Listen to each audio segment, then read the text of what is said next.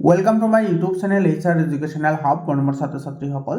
আজিৰ ভিডিঅ'টোত আমি আলোচনা কৰিম তোমালোকৰ প্ৰি বোৰ্ড এক্সামিনেশ্যনৰ কাৰণে জেনেৰেল সায়েন্সৰ কেইটামান গুৰুত্বপূৰ্ণ MCQ লগতে লং কুৱেশ্যনৰ এনসাৰ। মৰমৰ ছাত্ৰ ছাত্ৰীসকল, ইয়াতে যিবোৰ কুৱেশ্যন আছে সেই কুৱেশ্যনৰ পৰা তোমালোকৰ প্ৰতিটো জিলাতে 99% কুৱেশ্যন কমন পাবা।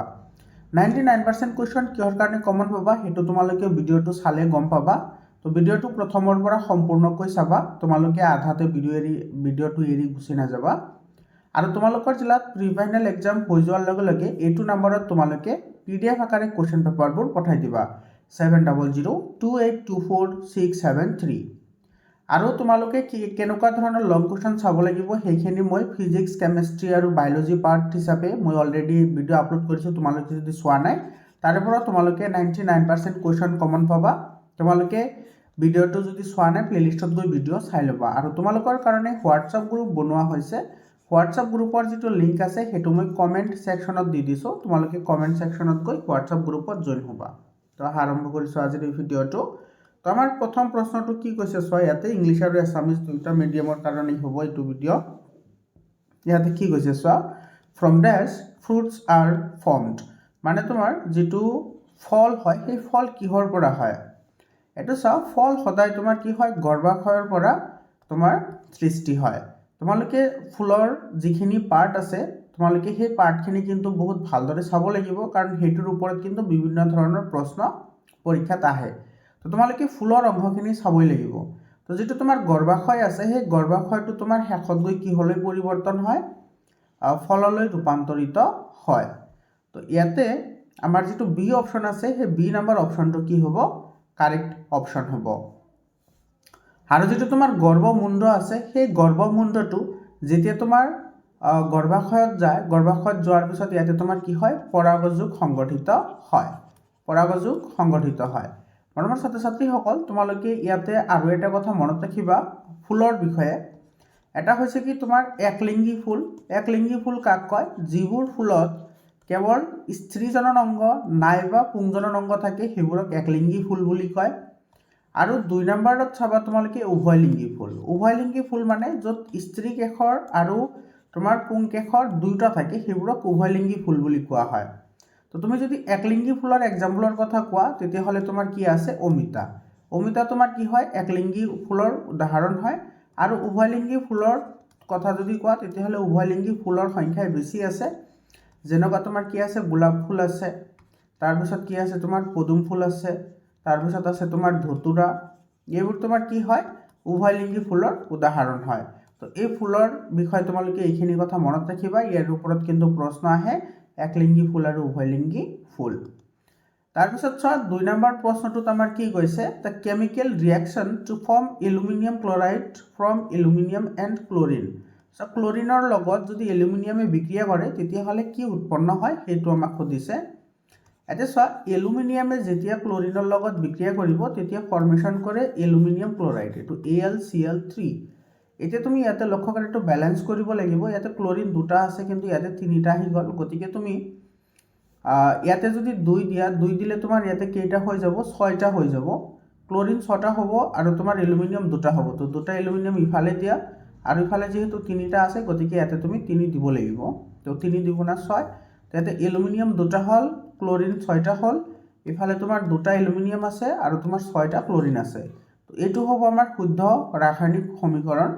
তো ইয়াতে চোৱা চি অপশ্যনত আছে, গতিকে আমাৰ চি অপশ্যনটো কি হ'ব, ইয়াতে কাৰেক্ট অপশ্যন হ'ব। তোমালোকে কিন্তু এইখিনি ভালদৰে প্ৰেক্টিছ কৰিবা।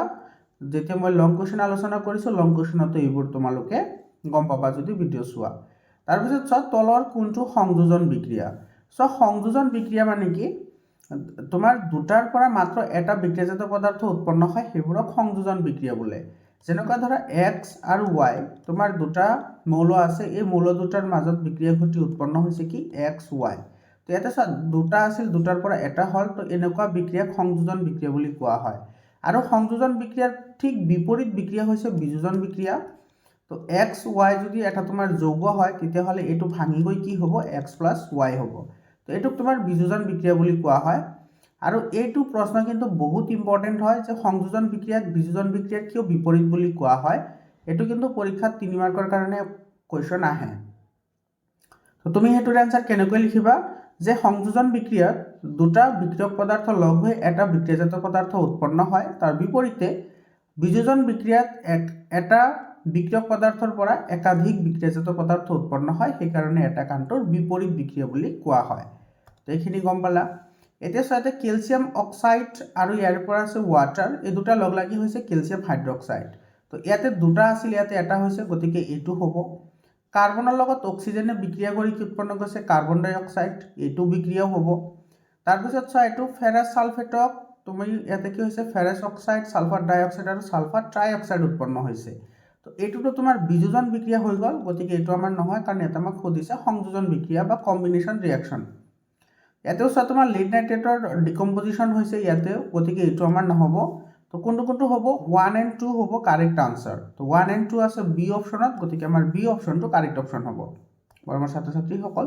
তোমালোকে কিন্তু বিক্ৰিয়াৰ প্ৰকাৰ গুটেকিটা জানিব লাগিব টাইপস অফ ৰিঅ্যাকশনস বহুত ইম্পৰ্টেন্ট হয় তাৰ পিছৰ কোৱেশ্চনটো চোৱা 4 নম্বৰ কোৱেশ্চনত কি কৈছে which of the following is butanoic acid বৰ্মৰ ছাত্ৰ ছাত্ৰীসকল তোমালোকে যদি এই ভিডিওটো সম্পূৰ্ণ চোৱা তোমালোকৰ গোটেই কিতাপৰ মিনিমাম 90% কন্টেন্ট মই তোমালোকক মনত পেলাবলৈ ট্ৰাই কৰিম যাতে তোমালোকৰ এমসিকিউৰ লগতে লং কোৱেশ্চনখিনিও তোমালোকৰ কমপ্লিট হৈ যায় তোমালোকে ব্যাকগ্ৰাউণ্ডত মিউজিক দিয়া যদি ভিডিওবোৰ চোৱা তেতিয়াহলে তোমালোকৰ মানে ভাল ৰিজাল্ট কেনেকৈ আশা কৰিবা তোমালোকে ধৈৰ্য সহকাৰে ভিডিওবোৰ চোৱা তোমালোকৰ গোটেইখিনি কথা মই মনত পেলাই দিবলৈ ট্ৰাই কৰিম ইয়াতে তুমি ভালদৰে যদি লক্ষ্য কৰা ইয়াতে চোৱা বিউটানয়িক এসিড আহিছে তো তোমালোকে কাৰ্যকৰী মূলকটো গমে পাইছা ইয়াতে কাৰ্যকৰী মূলক কি হৈ আছে কাৰ্বক্সিলিক গ্ৰুপ ইয়াতে যোগ হৈ আছে আৰু কাৰ্বক্সিলিক গ্ৰুপৰ যেটো কাৰ্যকৰী মূলক হেতু তোমাৰ কি হয় COOH হয় তো তোমালোকে কাৰ্যকৰী মূলক কিন্তু গুটেকিটা মনত ৰাখিব লাগিব কাৰ্যকৰী মূলকৰ ওপৰত 100% তোমালোকে প্ৰশ্ন পাবাই তো যিকেটা তোমাৰ এটোৰ বাহিৰে তোমাৰ এটো আছে গতিকে এটো কাটি দিয়া আৰু এটো কাটি দিয়া গতিকে বি আৰু ডি তো এনে তোমাৰ কেনসেল হৈ গল ইয়াৰ পিছত সব বিউট ইয়াতে বিউট আছে বিউট মানে হৈছে 4 অৰ্থাৎ কাৰ্বন 4টা হ'ব লাগিব 1 2 3 4 ইয়াতে সব 5টা কাৰ্বন আহিছে গতিকে তোমাৰ এটো নহয় তো আলটিমেটলি আমাৰ এনসাৰটো আমি অটোমেটিক্যালি পাই গলো হেতু হৈছে সি নাম্বাৰ অপশন এটো হৈছে বিউটানয়িক এসিড তো ইয়াতে সব তোমাৰ এটো 1 2 3 4 ইয়াতে 4টা কাৰ্বন আছে আৰু হেকত তোমাৰ COOH কাৰ্যকৰী মূলক আছে গতিকে এটো হ'ব তোমাৰ কি বিউটানয়িক এসিড আৰু যিকেটা তোমাৰ কাৰ্যকৰী মূলক আছে হেতু মনত ৰাখিবা যেটো তোমাৰ কাৰ্যকৰী মূলক এলকহল আছে এলকহলৰ যেটো তোমাৰ সংকেত হেতু হৈছে OH মানে তোমাৰ যদি OH থাকে তেতিয়াহলে হেতু এলকহল হ'ব আৰু এলকহল যৌগ হলে হেকত তোমাৰ কি যোগ হ'ব অল যোগ হ'ব যেনেকুৱা মিথানল প্ৰপানল বিউটানল লাষ্টত অল যোগ হ'ব তাৰ পিছত আছে কি তোমাৰ এলডিহাইড যেটো তোমাৰ কি আছে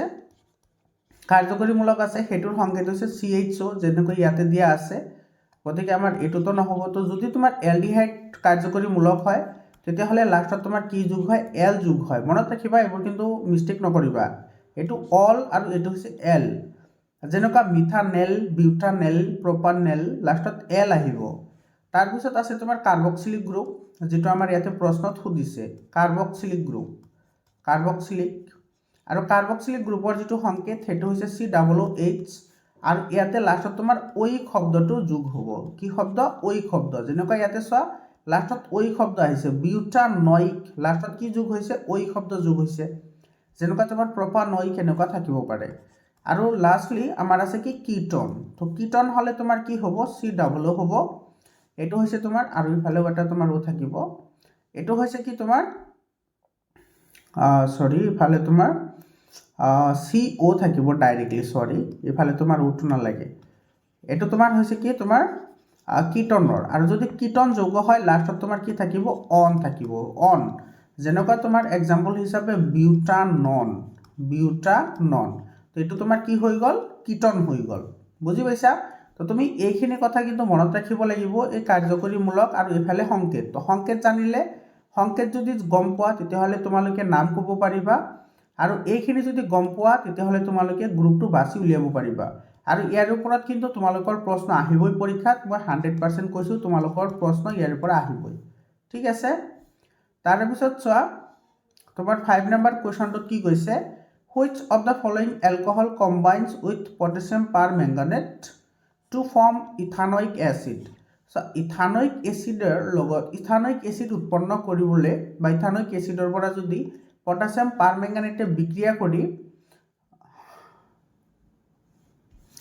নাই ইয়াতে তোমাৰ কি কৈছে which of the following alcohol আচ্ছা কোনটো এলকহলে পটাছিয়াম পাৰমেংগানেটৰ লগত বিক্ৰিয়া কৰি কি কৰে ইথানয়িক এচিড উৎপন্ন কৰে তো ইয়াতে চোৱা পটাছিয়াম পাৰমেংগানেটে তোমাৰ কি কৰে কাৰ্বক্সিলিক যেটো গ্ৰুপ আছে সেইটোলৈ কি কৰে পৰিৱৰ্তন কৰে তেতিয়াহ'লে এইফালে আছে তোমাৰ ইথানয়িক এচিড তো এইফালে ডেফিনেটলি তোমাৰ কি লাগিব ইথানল কি লাগিব ইথানল তো তোমাৰ ইথানলক পটাছিয়াম পাৰমেংগানেটৰ সহযোগত এটো তোমাৰ কি হয় ইথানয়িক এচিডলৈ কি হয় ৰূপান্তৰিত হয় আৰু হেতুৰ সংকেত হৈছে CH2CO আৰু ইফালে আছে তোমাৰ COOH ethanoic acid ethanoic acid এটো হ'ব তোমাৰ মিথিত এটো হ'ব COOH এটো হৈছে তোমাৰ ইথানয়িক এচিড ইথানলৰ পৰা আৰু ইথানলৰ সংকেত হৈছে CH3CHOH এটো হৈছে তোমাৰ ইথানল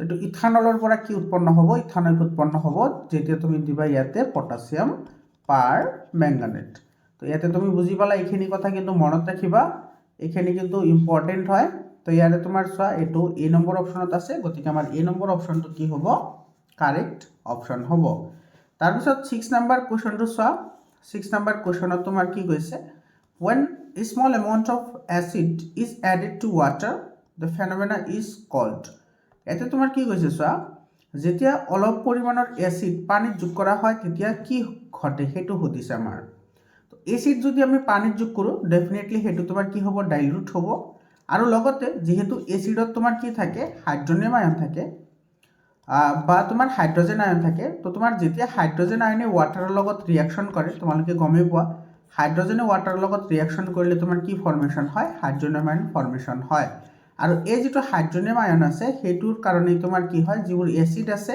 এই এসিডবোৰ এসিডীয় ধৰ্ম প্ৰদৰ্শন কৰে তেতে তোমাৰ 1 and 2 কি হ'ব কাৰেক্ট অপশন হ'ব তো 1 and 2 এটো তোমাৰ 1 নম্বৰ অপশনতে আছে তো A number option will be correct option 7 number কোৱেশ্চনটো কি কৈছে so the nature of calcium phosphate present in teeth enamel আমাৰ দাঁতৰ যেটো তোমাৰ এনামেল আছে সেই দাঁতৰ এনামেলত যেটো ক্যালসিয়াম ফসফেট থাকে এই কথাটো তোমালোকে মনত ৰাখিবা ইনডাইৰেক্টলি কিতাবা এনেকুৱা কোৱেশ্চন আহে যে আমাৰ দাঁতৰ এনামেল কিহৰ দ্বাৰা গঠিত তো যেটো আমাৰ ক্যালসিয়াম ফসফেট আছে এই ক্যালসিয়াম ফসফেট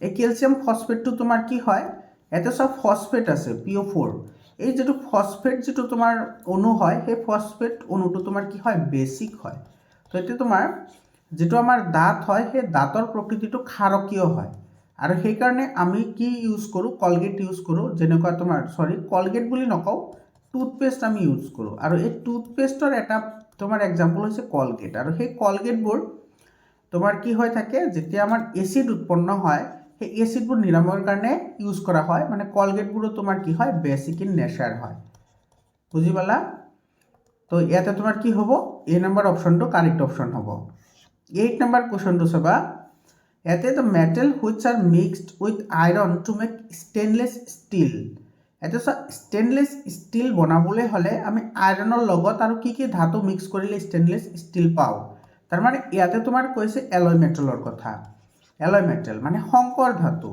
আৰু এই সংকৰ ধাতুৰ ওপৰত কিন্তু তোমালোকৰ প্ৰশ্ন আহিবই পৰীক্ষাত ইয়াৰ পৰা তোমাৰ এছাৰশন ৰিজনিংৰ প্ৰশ্নও হয় আৰু সংকৰ ধাতুৰ বিষয় জনাটো তোমালোকে অত্যন্ত গুৰুত্বপূৰ্ণ তো সংকৰ ধাতুৰ বিষয় তোমালোকে গুটেখিনি চাই লবা আৰু যিখিনি মই লং কোৱেশ্চন আলোচনা কৰিছো সেই লং কোৱেশ্চনত মই কৈ দিছো যে তোমালোকৰ ফৰ টাইপ অফ কোৱেশ্চনছ আহিবও পাৰে তোমালোকে সেই ভিডিও কেটা চাই লবা তোমালোকে 100% আনসাৰ কৰি আহিব পাৰিবা তো ইয়াতে চোৱা যেটো আমাৰ স্টেইনলেস স্টিল আছে সেই স্টেইনলেস স্টিলত কি ইউজ কৰা হয় নিকেল ক্ৰোমিয়াম এন্ড আয়ৰন এটো তোমাৰ নিকেল ক্ৰোমিয়াম এন্ড আয়ৰন এই তিনিটা যোগ কৰিলে আমি কি পাও স্টেইনলেস স্টিল পাও তো বি অপশনটো কি হ'ব কারেক্ট অপশন হ'ব 9 number question to sir the correct decreasing order of metal in the reactivity series তোমার decreasing order সজাব লাগে অর্থাৎ তোমার অধক্রমত সজাব লাগে তো তুমি যদি অধক্রমত সজাবলৈ যোৱা তেতিয়া হলে তোমাৰ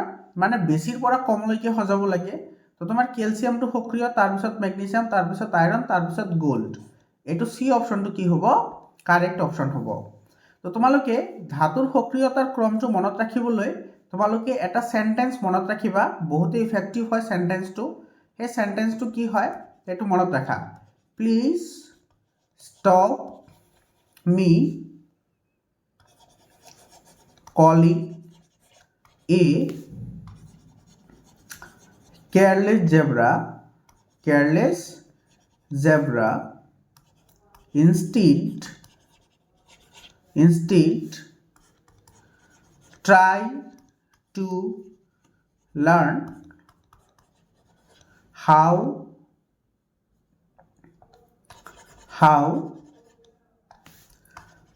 copper shapes gold and silver তো ইয়াতে সব প্লিজ মানে হৈছে পটাছিয়াম, ইয়াতে এছ মানে হৈছে তোমাৰ কি সোডিয়াম, ইয়াতে এম মানে হৈছে ম্যাগনেসিয়াম, সি এ মানে হৈছে কি ক্যালসিয়াম, ইয়াতে যেটো তোমাৰ এ আছে এ মানে হৈছে এলুমিনিয়াম, তাৰপিছত আছে এটো সি এ মানে হৈছে তোমাৰ কাৰ্বন, সি এ মানে কি কাৰ্বন, জেড মানে হৈছে তোমাৰ ইয়াতে জেব্ৰা আছে, জেড মানে হৈছে জিংক, আই এন আছে তোমাৰ ইয়াতে হ'ব তোমাৰ কি আইৰন, তাৰপিছত ট্ৰাই টু লাৰ্ন ইয়াতে এটো হ'ব লেড, এটো এইচ মানে হাইড্ৰোজেন, কপাৰ শেপস এটো মানে হ'ব তোমাৰ সিলভাৰ, গোল্ড আৰু এফালে তো প্লেটিনাম, এটো গোল্ড না এটো প্লেটিনাম। তো ইয়াতে তোমাৰ সব গোটেইখিনি আহি গৈছে, তো তুমি এটো সেন্টেন্সটো মনত ৰাখিলে তুমি বাকি গোটেইখিনি মনত ৰাখিব পাৰা। আৰু এই যেটো তোমাৰ ৰিএক্টিভ সিৰিজ আছে এই সিৰিজটো যদি মনত ৰাখা তেতিয়া হলে কিন্তু তোমালোকৰ গোটেইখিনি মনত থাকি যাব, ঠিক আছে। তুমি এই সেন্টেন্সটো মনত ৰাখিবা। তাৰপিছত চোৱা 10 নম্বৰ কোৱেশ্যনত কি কৈছে, দ্য হৰম'নছ দ্যাট ৰিমুভছ সিট ডৰমেচি। এতে বীজৰ সুপ্ততা দূৰ কৰাৰ যিবিধ হৰম'ন আছে সেই হৰম'নবিধৰ নাম আমাৰ সুধিছে, সেইটোৰ নাম হৈছে কি তোমাৰ জিবাৰেলিন। এইটো তোমাৰ বি অপশনটো কাৰেক্ট হ'ব, তোমালোকে কিন্তু ইয়াতে কনফিউজ নহবা, এইটো জিবাৰেলিন হয় যেটো বীজৰ সুপ্ততা দূৰ কৰে। আৰু বাকি যিকেইটা তোমাৰ হৰম'ন আছে এই হৰম'নৰ কামকেইটা চোৱা। অক্সিনৰ কাম হৈছে তোমাৰ কি কৰা উদ্ভিদৰ বৃদ্ধিত অৰিহণা যোগোৱা, বৃদ্ধিত সহায় কৰা। জিবাৰেলিনৰ কাম এইমাত্ৰ তোমাৰ যেটো পালা সেইটো এটা হয় বীজৰ সুপ্ততা দূৰ কৰা, লগতে গছৰ কঠিনতা তোমাৰ কি কৰা বৃদ্ধি কৰা, গছৰ কঠিনতা কি কৰা বৃদ্ধি কৰা। এপসাইচিক এসিডৰ কাম হৈছে বৃদ্ধিত বাধা প্ৰদান কৰা, মনত ৰাখিবা এইবোৰ প্ৰশ্ন কিন্তু আহিব এক্সামত। বৃদ্ধিত কি কৰা বাধা প্ৰদান কৰা। তাৰপিছত তোমাৰ কি কৰে পাত সৰি পৰাত সহায় কৰে। তাৰপিছত তোমাৰ ফল পকাত সহায় কৰে, ফল পকাটো কি কৰে সহায় কৰে। আৰু যেটো সাইটোকাইনিন আছে সাইটোকাইনিনে তোমাৰ কি কৰে কোষৰ বৃদ্ধিত সহায় কৰে, কোষৰ বৃদ্ধিত কি কৰে সহায় কৰে। তাৰ মানে তোমাৰ এইটোৱে কি কৰে কোষ বিভাজনত সহায় কৰে, কোষ বিভাজনত সহায় কৰে, এইটো হৈছে তোমাৰ সাইটোকাইনিন। তো গোটেইখিনি কথা মনত ৰাখিবা, ইয়াৰ ওপৰত কিন্তু ডিফাৰেন্ট টাইপ অফ কোৱেশ্যনছ এক্সামত আহে। 11 নম্বৰ কোৱেশ্যন চাওক, which of the following is an examples of artificial selection. তলৰ কোনটো এটা কৃত্ৰিম নিৰ্বাচনৰ এক্সাম্পল হয়। এটো সব কৃত্ৰিম নিৰ্বাচনৰ কথা কৈছে। তো আমাৰ যেটো বনৰীয়া বন্ধাকবি আছে সেই বনৰীয়া বন্ধাকবিৰ পৰা কি কৰা হয় কালে পদ্ধতিৰ সহায়ত যিবোৰ আমাৰ কি আছে ৰঙা বন্ধাকবি আছে সেইবোৰ কি কৰা হৈছে বনোৱা হৈছে। তো ইয়াতে তোমাৰ কি হ'ব এ নম্বৰ অপশনটো কাৰেক্ট অপশন হ'ব, বাকি গোটেইকেইটা তোমাৰ কি হয় বায়োলজিক্যাল হয়, এইটো আমাৰ ইয়াতে হাত দিব নোৱাৰো আমি। বাকি কিন্তু বনৰীয়া বন্ধাকবিৰ যেটো বিৱৰ্তন সেইটো তোমাৰ কি হয় এটা আৰ্টিফিচিয়েল সিলেকশনৰ এটা এক্সাম্পল হয়, বহুত ইম্পৰ্টেন্ট এটা প্ৰশ্ন হয়। 12 নম্বৰ কোৱেশ্যনটো চাবা। 12 নম্বৰ কোৱেশ্যনটো তোমাৰ কি কৈছে, in the following food web which two organisms will compete for food. ইয়াতে আমাৰ এটা খাদ্য শৃংখল দিয়া আছে, সো এইটো খাদ্য শৃংখল বা খাদ্য জাল আমাৰ ইয়াতে দিয়া আছে। এই জালৰ ওপৰত ভিত্তি কৰি ক'ব লাগে যে কোনটোৱে বেছিকৈ কি কৰিব কম্পিট কৰিব, অৰ্থাৎ প্ৰতিযোগিতা কৰিব খাদ্যৰ কাৰণে। তো খাদ্যৰ কাৰণে প্ৰতিযোগিতা কৰাৰ ওপৰত ভিত্তি কৰি তুমি যদি যিকোনো এনসাৰ কৰিব বিচৰা তেতিয়াহ'লে তুমি তাতে চাব লাগিব যে কোনটোৰ ওপৰত কিমানটা প্ৰাণী তোমাৰ নিৰ্ভৰশীল হৈ আছে। এতে যেটো এ আছে এটো তোমাৰ কি হৈ আছে ইয়াতে উৎপাদক হৈ আছে, গতিকে তোমাৰ এটো তো হ'বই নোৱাৰে, তোমাৰ য'ত এ আছে হেতুটা কাটি দিয়া। এতিয়া তোমাৰ ৰৈ গ'ল সি আৰু ইফালে ৰৈ গ'ল কি ডি। তো ইয়াতে চোৱা সিৰ ওপৰত তোমাৰ কোন নিৰ্ভৰশীল হয় বি আৰু সি দুইটা নিৰ্ভৰশীল হয়। লক্ষ্য কৰা ইয়াতে তোমাৰ যেটো বি আৰু সি দুইটা কাৰ ওপৰত নিৰ্ভৰশীল হয় এৰ ওপৰত। আকৌ যেটো ডি আছে ডি তোমাৰ দুটাৰ পৰা খাদ্য গ্ৰহণ কৰিব পাৰে, এটা হৈছে সি আৰু এটা হৈছে কি ডি। কিন্তু ডিৰ ওপৰত চোৱা, ডিৰ ওপৰত তোমাৰ দুটা নিৰ্ভৰশীল হয়, এটা হৈছে কি তোমাৰ জি আৰু এটা হৈছে কি ই। আৰু ইফালে যেটা এফ আছে সেই এফে কেৱল কাৰ পৰা খাদ্য গ্ৰহণ কৰে, ইয়াতে কেৱল তোমাৰ এইটো চিৰ পৰাহে তোমাৰ কি কৰে খাদ্য গ্ৰহণ কৰে। গতিকে ইয়াৰে তোমাৰ এইটো চি অপশ্যনটো কি হ'ব কাৰেক্ট অপশ্যন হ'ব, কাৰণ এইটো মাত্ৰ এটাৰ পৰাহে তোমাৰ কি কৰিব পাৰিছে খাদ্য গ্ৰহণ কৰিব পাৰিছে। বাকী তোমাৰ যিটো ডি আছে সেই ডিৰ ওপৰত তোমাৰ দুটা নিৰ্ভৰশীল হৈছে তোমাৰ জি আৰু ইৰ, ইয়াতে কোনো অপশ্যন নাই, সেইকাৰণে আমাৰ চি অপশ্যনৰ লগত আমি যাব লাগিব। That means C option will be correct option. তাৰপিছত কুৱেশ্যনটো চোৱা, 13 নম্বৰ কুৱেশ্যনটোত কি কৈছে, which of the following traditional method of water harvesting in Kerala. তোমাৰ কেৰালা পুৰণিকালত পানী সঞ্চয়নৰ কোনটো পদ্ধতি হয়। সব পানী সঞ্চয়নৰ যিবোৰ পদ্ধতি আছে, ট্ৰেডিশ্যনেল মেথড আছে, সেই মেথডৰ ওপৰত কিন্তু কুৱেশ্যন আহিব।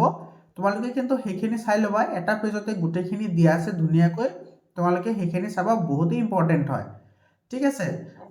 তো তোমাৰ যিটো কেৰালাৰ কথা কৈছে, তো কেৰালাৰ তোমাৰ কি হয় চাৰিংগাম হয়, তো মনত ৰাখিবা। আৰু যিটো কুল হয়, সেই কুলটো তোমাৰ ক'ৰ হয়, কুলটো আছিল তোমাৰ অন্ধ্ৰপ্ৰদেশৰ, কুলটো ক'ৰ হয় অন্ধ্ৰপ্ৰদেশৰ হয় কুল। আৰু তোমাৰ বিহাৰৰ হৈছে এৰিছ, বিহাৰৰ কি হয় এৰিছ হয়। আৰু চাৰিংগামটো তোমাৰ কেৰেলাৰ হয়। আৰু যিটো কান্দি আছে, কান্দিটো মই পাহৰিলোঁ বাৰু, কান্দিটো তোমাৰ সম্ভৱতঃ উত্তৰ প্ৰদেশৰ হ'ব পাৰে, তোমালোকে এবাৰ চাই ল'বা। তো এইখিনি তোমাৰ হৈছে বিভিন্ন ধৰণৰ পানী সঞ্চয়ন পদ্ধতি। 14 নম্বৰ কুৱেশ্যনটো চাব, the number of electrons in 1 coulomb of charge.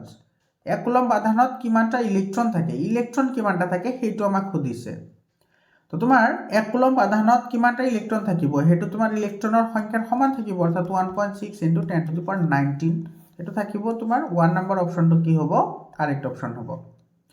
15 number কুৱেশ্যনটো চাবা, ইয়াতে কি কৈছে, working principle of electric fuse. এতিয়া চোৱা, যিটো আমাৰ ইলেক্ট্ৰিক ফিউজ আছে, সেই ফিউজবোৰ কিহৰ ওপৰত নিৰ্ভৰ কৰি বনোৱা হয়। চ' ফিউজ তার এটা বনাবলৈ হ'লে আমি সদায় চাব লাগিব যে সেই ফিউজটো তোমাৰ কেনেকুৱা পদাৰ্থৰ দ্বাৰা গঠিত হয়, কিমান থিন হয় বা কিমান শকত হয়, আৰু সেইটোৰ তোমাৰ ৰেজিষ্টিভিটি কিমান হয়, সেইখিনি তুমি চাব লাগিব। তো তোমাৰ যিটো ফিউজ আছে, সেই ফিউজটো তোমাৰ বেচিকেলি কাৰ ওপৰত নিৰ্ভৰ কৰি বনোৱা হয়, বৈদ্যুতিক প্ৰবাহৰ তাপীয় ক্ৰিয়া, যিটো জুলৰ সূত্ৰ আছে, জুলৰ সূত্ৰ, বৈদ্যুতিক প্ৰবাহৰ মানৰ ওপৰত, অৰ্থাৎ কিমানখিনি কাৰেণ্টে পাছ কৰিব পাৰে সেইটোৰ ওপৰত। তো তোমাৰ ইয়াতে কি হৈ গ'ল, চি আৰু ডিহে হ'ল, হয়নে। বৈদ্যুতিক প্ৰবাহৰ চুম্বকীয় ক্ৰিয়াৰ ওপৰত, আৰু বৈদ্যুতিক প্ৰবাহৰ ৰাসায়নিক ক্ৰিয়াটো ইয়াতে নহ'ব, ৰাসায়নিক ক্ৰিয়াতে নহয়। তো ইয়াতে তোমাৰ কোনটো কোনটো আছে, এইটো চব 3 and 4 এইটো চি অপশ্যনত আছে, গতিকে আমাৰ চি অপশ্যনটো কি হ'ব কাৰেক্ট অপশ্যন হ'ব।